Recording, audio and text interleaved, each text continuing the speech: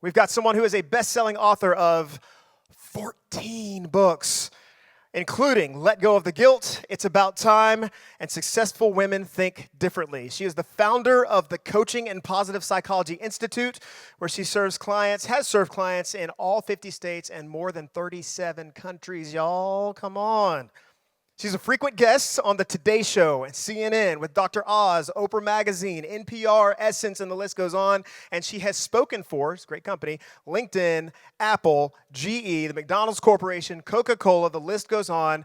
And after today, we'll be able to say she has spoken for each and every one of you, so you will all be in great company as well. Please welcome to the stage, Valorie Burton. What doesn't kill you makes you strong. Good morning. All right, so I want you to just take a little breath for a moment, because I know you probably got up rushing and racing. I don't know. I did, because I live 35 miles south of Atlanta, and getting all the way through Atlanta to Alpharetta, well, it required a little resilience, which is what I'm going to talk to you about for just a few minutes. So I'm just wondering, if you think to yourself for a moment, what is your biggest challenge or your biggest stressor right now? It might be something going on at work, the project that's happening. Maybe it's something in a relationship, your finances. It could be a health challenge or something going on with someone that you love. But here's the thing. Every single one of us, every single day, needs resilience. Now, I didn't know that's what it was. I mean, when I started studying success years ago, but I had the opportunity when I went back to school. You heard him tell you that I have a graduate degree in applied positive psychology, and I know that sounds made up. Some of you are like, yeah, she degree in positive thinking. No, I went back to grad school in my 30s at the University of Pennsylvania, because as I was coaching, I began wondering, this coaching thing really works, but is there any research that proves it out? And that's when I discovered the work of Dr. Martin Seligman, and I was like, I'm going to go back to school and study this. Now listen, traditional psychology tends to focus on fixing what is wrong with us, and this is really important, because many of us have issues, and I have issues. Anybody else here have issues? Raise your hand. If you've got issues, we've got such an honest group. She's got 2 hands up right now. Okay, so those of you who didn't raise your hands, you really have issues. I need y'all to listen up this morning, okay? Traditional psychology is important, but positive psychology is not the study of what happens when things go wrong, but what is it that happens that causes things to go right with us?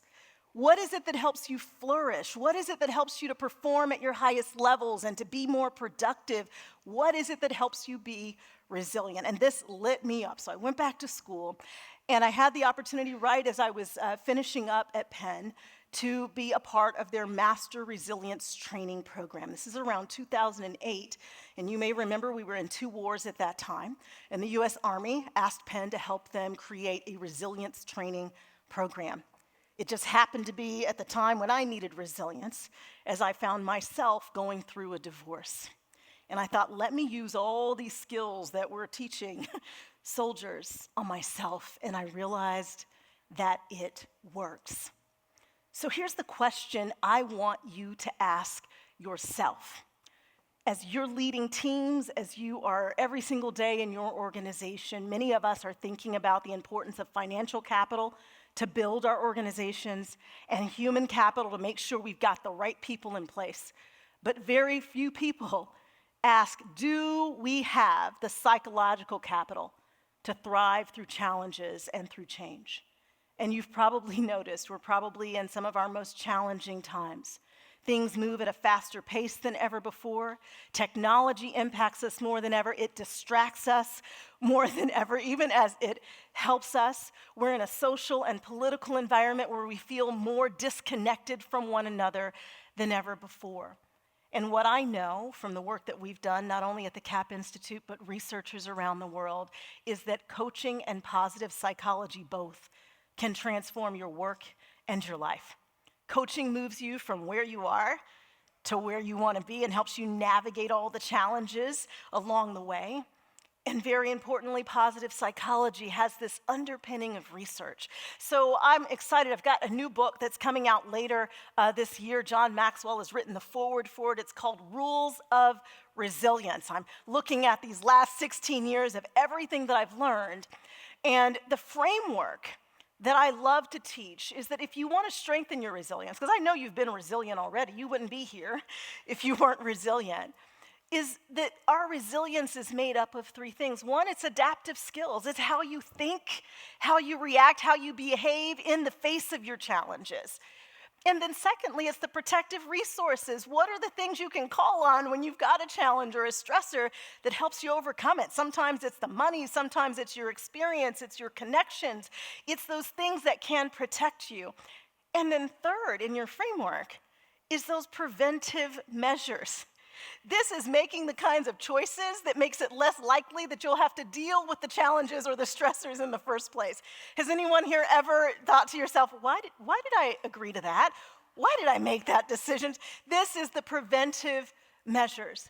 At the core of resilience, we know the most important thing is that resilient people think differently. All right, so in the few minutes I have left, I'm going to leave you with just two strategies, very simple strategies. These line up with the rules that are actually going to be in Rules of Resilience, but I've been teaching these for so long. So the first is that we need to build thought awareness, okay? Thought awareness.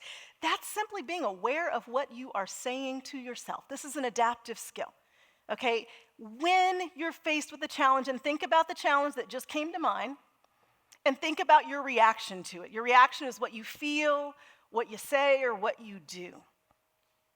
And when you think about that, you need to say, what am I saying to myself that's leading to that reaction? Now, I'm going to give you a simple example. It's a little embarrassing for me, but I'm going to share it just for your sake, okay? So y'all are allowed to laugh, and you're allowed to make fun of me afterwards even, okay? Last year on spring break, my family and I went on a cruise. We stopped at the Dominican Republic, and some of you have probably been there. There is this monkey sanctuary in the Dominican Republic. Like, you go and you feed the monkeys and you pet the monkeys, and I mean, it's just one of those tourist attractions. Now listen, I'm not really an animal person. Like, I grew up kind of afraid of animals, but I've pushed through my fear because my family loves animals. And at this point, I've got a golden doodle, I've got horses, and 2 cows that showed up on our property, and I actually don't know where they came from, but we take care of them, okay? So I'm like, okay, I'm gonna deal with the monkeys. I'm gonna let them pet the monkeys. I'm gonna stay off to the side, okay? I don't really wanna feed them. Well, the monkeys had a different idea. So we're in an enclosure with 30 people. Everybody has food. I have no food, but about 10 of the monkeys decided that they were going to come greet me. The monkeys are on my lap. They're on my feet. They're on my shoulders. They're on my head. And you can imagine what my reaction might have been, because my instinct is to be afraid. So I'm going to just show you a picture of what that looked like in the moment. All right, so my trigger was the monkeys. You see my reaction. Now, what do you think I'm saying to myself in that moment? I can tell you, somewhere around 2009, I saw a news story about a woman in Miami who had a pet monkey, and the monkey killed her. Okay, so in that moment, I am being attacked and I'm about to die, and this is the reaction, okay? But in the middle of it, I think, Valorie, you teach resilience. You tell people that their reactions are based on what they say to themselves. What are you saying? And I'm like, I'm saying the monkeys are about to kill me. Is that thought helping you move forward, or is it getting you stuck, Valorie? And I thought, it's getting me stuck. So why don't you say something else to yourself? So I decided to say, Valorie, the monkeys sense that you are overcoming your fear of animals, and you're really a sweet person. They just want to come say hi. So I changed my thoughts, and I had a new reaction. All right, literally, we need to ask ourselves, what am I saying? And is it moving me forward, or is it getting me stuck? You can change your thoughts, and when you do that, you change how you show up. Now, here's the second strategy I want to share with you, and this is, I think, just beautiful. It's the fact that when we experience positive emotion actually expands your ability to deal with adversity and with stress. Happier people literally are more successful. Happiness causes success. The science shows it's not just a correlation. When you have more positive emotion, you're more likely to get promoted. You are more likely to get a raise. You are less likely to get sick. Positive emotion literally releases chemicals in your body that strengthen your immune system. And there's actually a ratio. On teams, you need about 3 positive interactions for every negative interaction. When it goes below that, teams get locked up. And in marriages, by the way, anybody in here married? Yeah, the ratio is higher. It's 5 to 1. All right, they've predicted with 91% accuracy the likelihood of a divorce within 10 years by observing a couple talking for 15 minutes. They code their body language and their words for positive and negative. Keep following them. And if the ratio is lower than 5 to 1, 91% of them are divorced within 10 years. So what does that mean? In the midst of your stress, you need to be even more intentional about cultivating positive emotion. Ask yourself, what could I do to cultivate a bit more joy? So what I'm going to leave you with is some ideas, okay? Positive emotion literally is a success strategy, and I'm going to just point out a couple of my favorite happiness triggers. One, very simply, is play. I want you to find something you love doing, even if you're bad at it, okay? My favorite happiness trigger with play is tennis. I only play with bad tennis players, okay, because it's good cardio, it's fun, and I think the outfits are cute, and you can choose your sport by the outfit, all right? But play is a great happiness trigger. And then the second one I want you to remember, I'm going to ask you to do this with me, is smiling, all right? So just smile at me, show me your teeth, all right? Show me your teeth. When your cheeks puff up and your eyes crinkle, these muscles literally trigger the release of serotonin and endorphins to the brain, all right? So smile, all right? If you don't feel like smiling, just go, ee. Okay, some of you are going to go back to work today, and someone's going to get on your nerves. Just look at them and go, ee. All right? Positive emotion literally makes you more resilient. Thank you so much for the opportunity today. God bless.